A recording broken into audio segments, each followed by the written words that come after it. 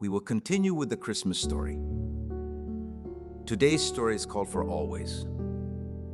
In 1994, two Americans answered an invitation from the Russian Department of Education to teach morals and ethics based on biblical principles.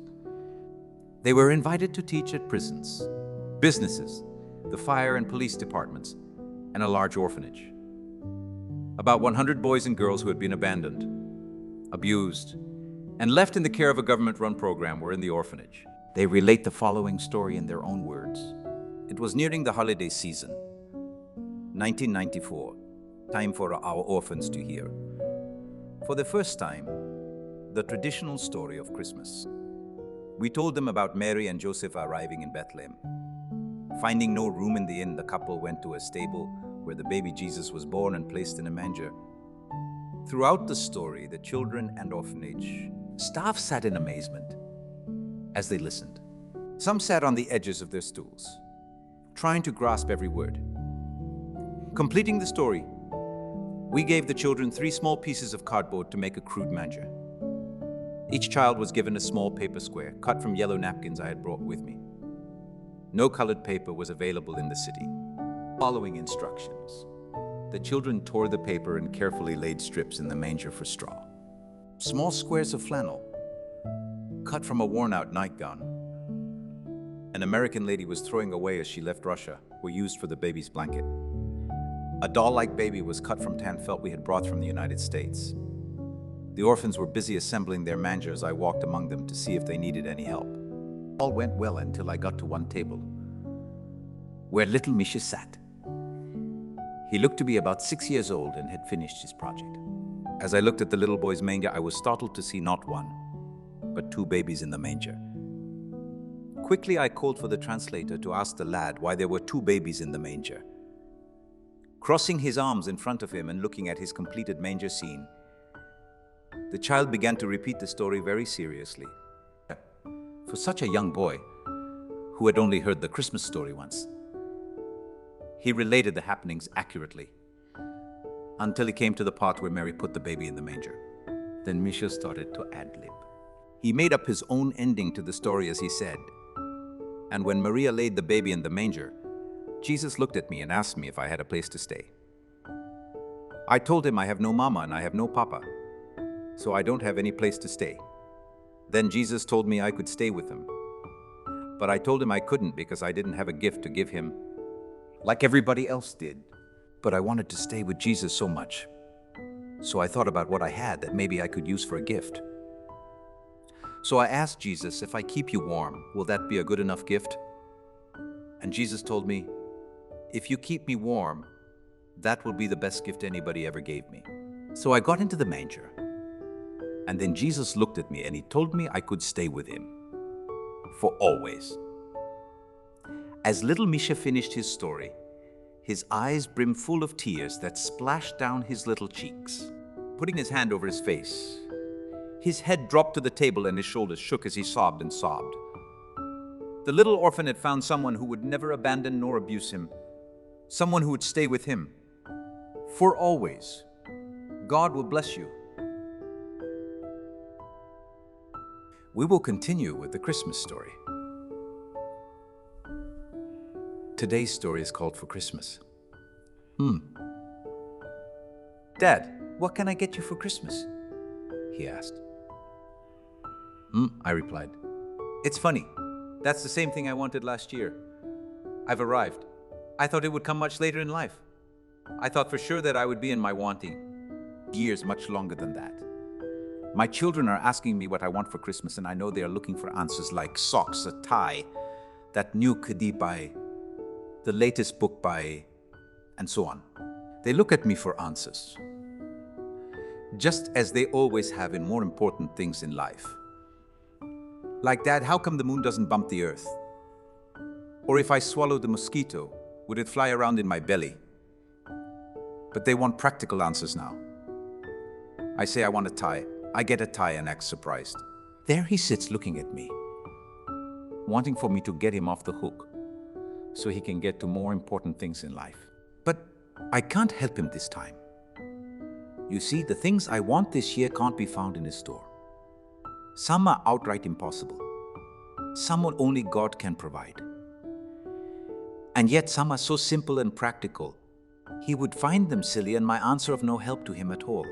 Here's what I wanted to tell him. I want to hold you in my arms as a babe once more. I want to kiss your forehead and feel your heartbeat against my chest. I want to run and play in the park with you. I want to sled down the hill and laugh as we tumble and fall face first in the snow. I want one more day as a child sitting around the table in the old cottage we rented each year out at Harvey's Lake. I want Grandma and Gramps, Aunt Helen and Uncle Al, Annie, Joey, Aunt Charlene, Tom and Bridie, Mom and Papa all there playing bingo. I want to hear Uncle Al call the numbers always starting. Under the N in the free spot. I want to hear your mother say, I forgive you, Bob. I want to see Aunt Charlene's beautiful face and have coffee with Uncle Bob. I want people to stop fighting. I want people to see our differences as attributes, not reasons to hate. I want my friends Tim and Mark and their families to find peace in their hearts as they struggle to go through the first Christmas without their child. I want to touch the world with my stories. I want my wife Marianne to be healthy and happy again. I want one more day with Daisy. I want to run with her, hold her face in my hands as I kiss her on the nose. I want to know that she really wanted to go and this guilt of having to take her life lifted from my heart.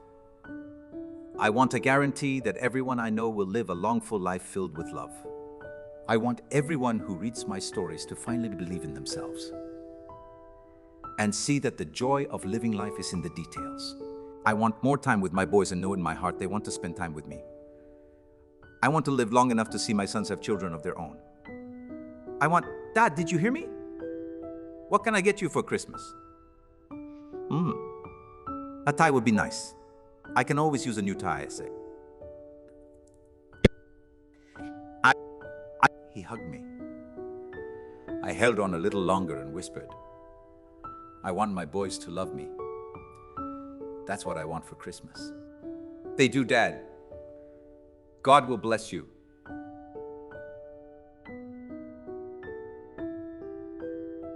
We'll continue with the Christmas story. Today's story is called For the Man Who Hated Christmas. It's just a small, white envelope stuck among the branches of our Christmas tree. No name, no identification, no inscription. It has peeked through the branches of our tree for the past 10 years or so. It all began because my husband Mike hated Christmas. Oh, not the true meaning of Christmas, but the commercial aspects of it, overspending, the frantic running around at the last minute to get a tie for Uncle Harry and the dusting powder for Grandma. The gifts given in desperation because you couldn't think of anything else. Knowing he felt this way, I decided one year to bypass the usual shirts, sweaters, ties, and so forth. I reached for something special just for Mike. The inspiration came in an unusual way. Our son Kevin, who was 12 that year, was wrestling at the junior level at the school he attended. And shortly before Christmas, there was a non-league match against a team sponsored by an inner-city church. These youngsters, dressed in sneakers so ragged that shoestrings seemed to be the only thing holding them together, presented a sharp contrast to our boys in their spiffy blue and gold uniforms and sparkling new wrestling shoes. As the match began, I was alarmed to see that the other team was wrestling without headgear, a kind of light helmet designed to protect a wrestler's ears. It was a luxury the ragtag team obviously could not afford. Well, we ended up walloping them. We took every weight class, and as each of their boys got up from the mat, he swaggered around in his tatters with false bravado, a kind of street pride that couldn't acknowledge defeat. Mike, seated beside me, shook his head sadly. I wish just one of them could have won, he said. They have a lot of potential, but losing like this could take the heart right out of them. Mike loved kids, all kids see, and he knew them, having coached Little League football, baseball, and lacrosse. That's when the idea for his present came. That afternoon, I went to a local sporting goods store and bought an assortment of wrestling headgear and shoes and sent them anonymously to the inner city church. On Christmas Eve, I placed the envelope on the tree, the note inside telling Mike what I had done, and that this was his gift from me. His smile was the brightest thing about Christmas that year and in succeeding years.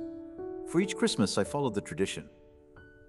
One year, sending a group of mentally handicapped youngsters to a hockey game. Another year, a check to a pair of elderly brothers whose home had burned to the ground the week before Christmas. And on and on. The envelope became the highlight of our Christmas.